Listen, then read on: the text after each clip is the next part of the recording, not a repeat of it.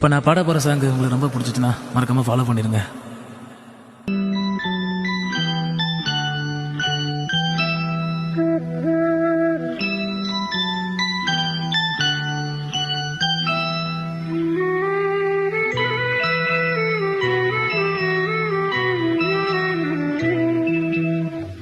தென்பாண்டி சீமையிலே தேரோடு வீதியிலே மான் போல வந்தவனே யாரடிச்சாரோ யாரடிச்சாரோ யாரடிச்சாரோ யாரடிச்சாரோ யாரடிச்சாரோ வளரும்